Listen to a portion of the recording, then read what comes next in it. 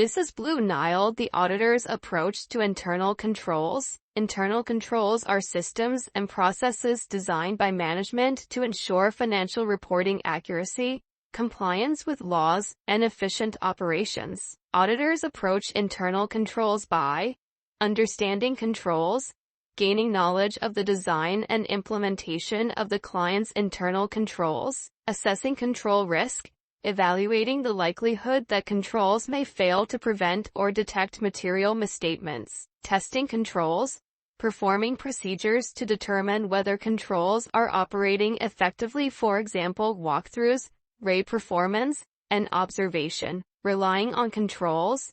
If effective, auditors reduce the extent of substantive testing. If not, they expand it. Internal controls are key to identifying potential risks and tailoring the audit strategy. Let's get started with our tutorials. This video will cover the topic of internal control systems.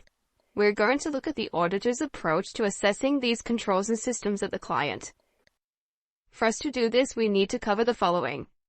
Understand what a control is, the objectives of control systems, the limitations of a control system, the auditor's expectation of an internal control system, and finally, what the auditor does or their approach.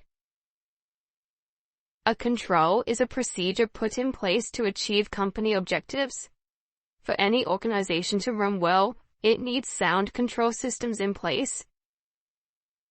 The key objectives of a control system should be to ensure accurate accounting records, to safeguard assets held by the organization, to prevent and detect fraud, and to ensure an efficient working environment.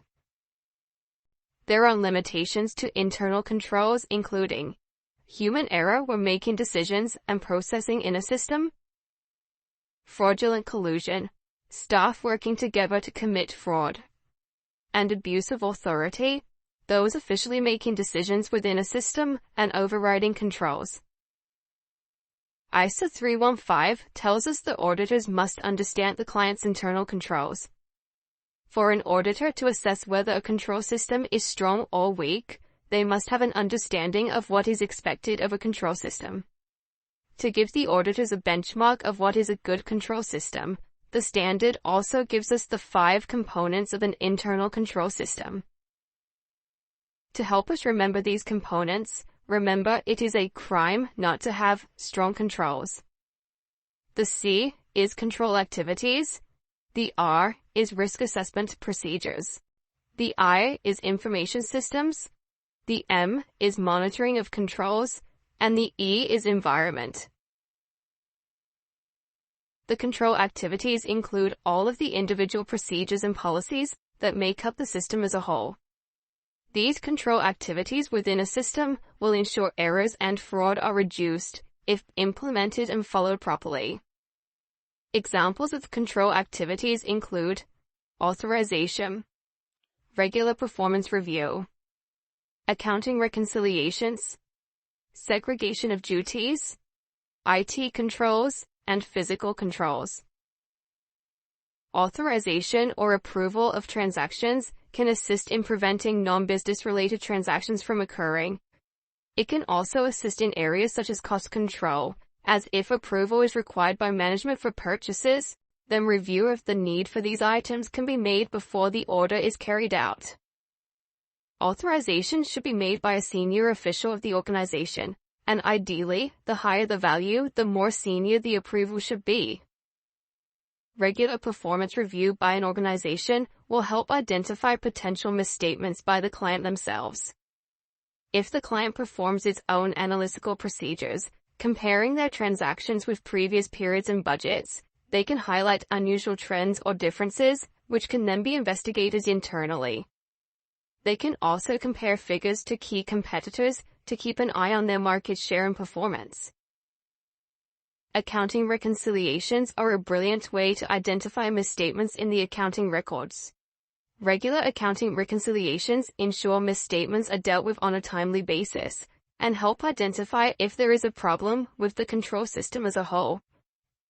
The key accounting reconciliations are bank, receivables, payables, and inventory control reconciliations.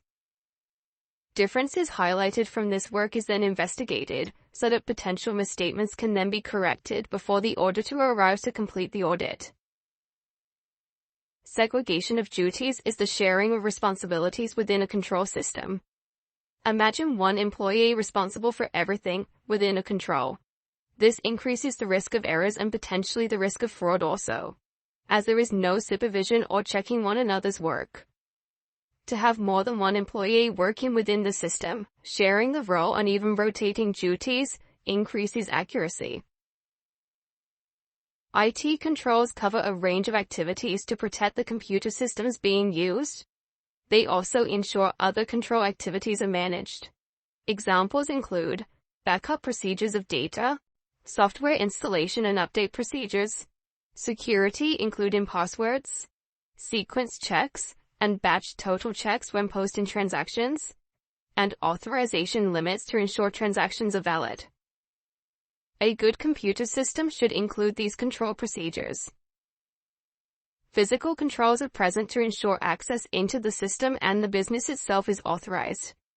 These controls include restricted access such as swipe card or code access into the warehouse, CCTV, and alarm systems. Each control activity is in place to protect the entity, which is made up of many control systems. Now we have covered control activities, let's move on to discuss the remaining 4 components of an internal control system. Risk assessment procedures carried out by the client should be to identify and manage potential business risks.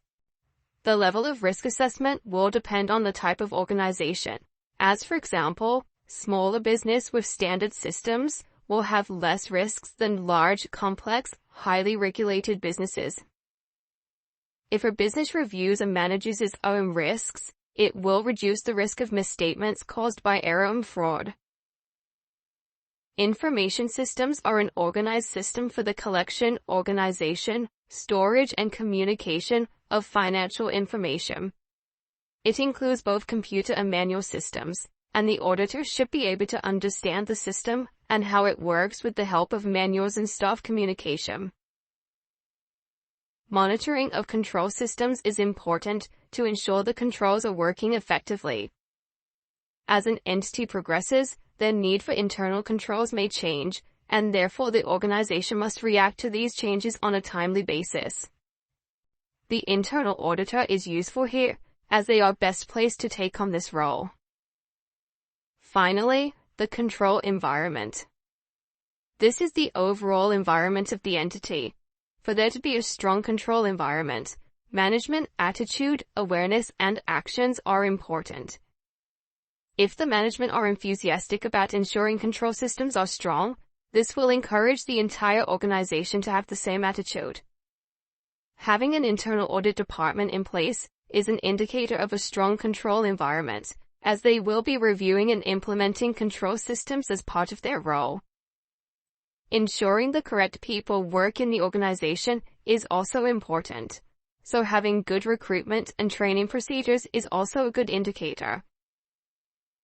Now we have discussed the 5 components of an internal control system that the auditor is looking for. We can now discuss how the auditor reviews these systems to decide whether they are satisfied with their effectiveness. The auditor has a step-by-step approach when reviewing control systems as part of the audit assignment. The aim of the auditor is to assess whether the internal control systems would ensure material misstatements are identified and corrected. If control systems are poor, this increases the risk of material misstatements being within the financial statements. Firstly, the auditor needs to identify and understand the control system. For example, the sales, purchases, payroll, inventory, cash, and asset systems.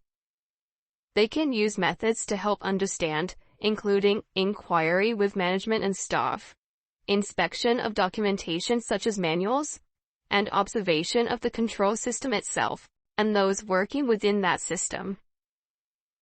The next step is to document the system. Auditors must prove that they understand the system, and so by documenting and including within the audit file, they have gathered sufficient appropriate evidence on this.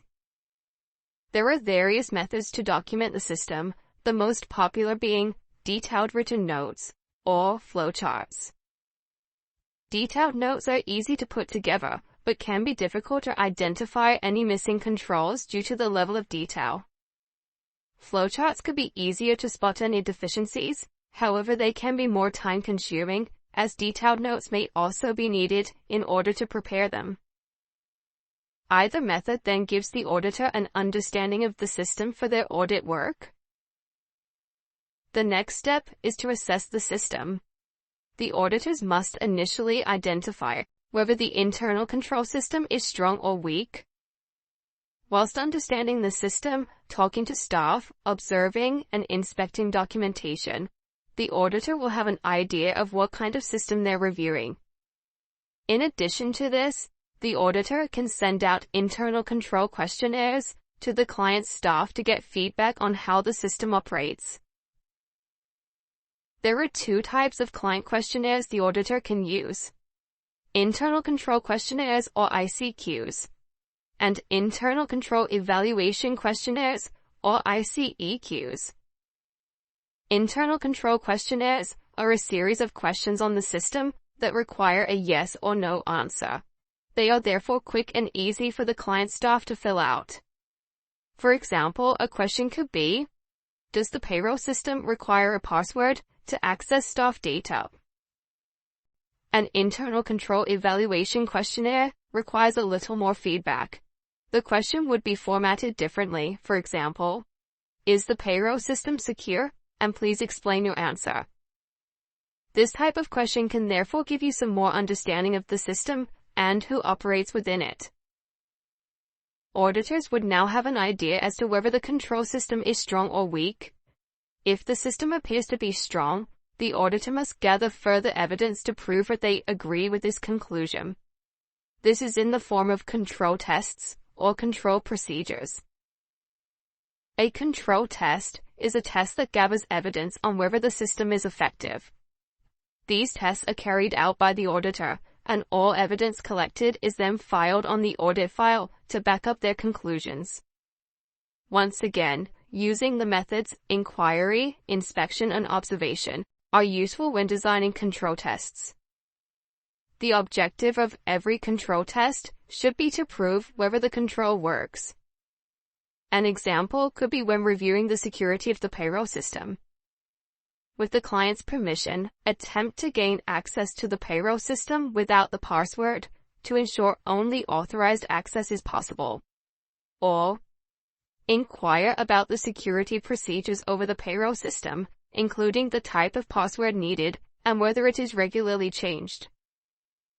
Both of these control tests would identify if the payroll system security is appropriate. Once the control tests have been performed, the auditor must conclude whether they agree with the earlier evidence that the control system is strong, or whether they disagree and the system is weak. This is critical for the audit, as it then decides how much further audit work is needed to form the audit opinion on the financial statements. The next stage of the audit process is substantive testing, and this is where the audit tests or procedures are performed to identify if there are any material misstatements within the financial statements. If the auditor has concluded that the internal control system is weak, there is a greater risk of material misstatements present. They must increase the level of substantive testing required. The sample size of transactions being tested would be increased, and more procedures would be designed. This would mean more time spent on the audit also. If the control systems are strong, there is a smaller risk of material misstatements, and therefore no need to test as many transactions. This means smaller sample sizes and less time needed. In addition to control testing and deciding how effective the control systems are, the auditor has a responsibility to report any issues found with the client. If deficiencies in the internal control system have been found, the auditor reports to the client, along with recommendations on how to improve the system. This is discussed in more detail in another video. To conclude, internal control systems are in place to achieve company objectives. Control systems have limitations, and so the auditor cannot rely wholly on a strong control system ensuring no material misstatements are present. The auditor is looking for 5 components of an internal control system: control activities, risk, information systems, monitoring, and environment. And they follow a step-by-step approach to conclude whether the internal control system can be relied upon. I hope you found this video useful. Thanks for watching.